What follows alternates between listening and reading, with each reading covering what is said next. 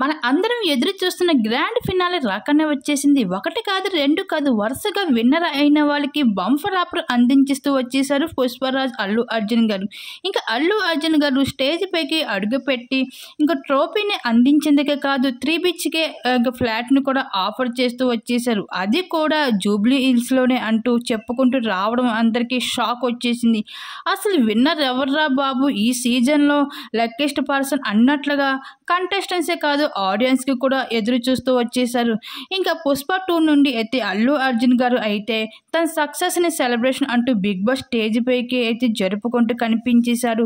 ఇంకా అల్లు అర్జున్ గారు వచ్చే అవకాశం కూడా ఉంది. ఎందుకంటే ఈ సీజన్లో చాలా మంది గెస్ట్లు కూడా వచ్చారు. అలాగే మనం చూసాం కూడా. అలాగే ఇప్పుడు ట్రెండింగ్లో ఉన్నది పుష్ప 2 సినిమా కాబట్టి అల్లు అర్జున్ గారు అందుకే గ్రాండ్ ఫినాలికి అల్లు అర్జున్ గారు వస్తే ఆ రోజు మంచి టీఆర్పీ వస్తుందని బిగ్ బాస్ టీం అయితే అల్లు అర్జున్ని గ్రాండ్ ఫినాల్కి ఇన్వైట్ చేస్తున్నారు. ఈ విధంగా అయితే బిగ్ బాస్ సీజన్ 8 హౌస్లో అయితే విన్నర్ అయిన వాళ్ళకి అల్లు అర్జున్ గారి చేతుల మీదుగా అయితే ట్రాఫీని అందుకోబోతున్నారు.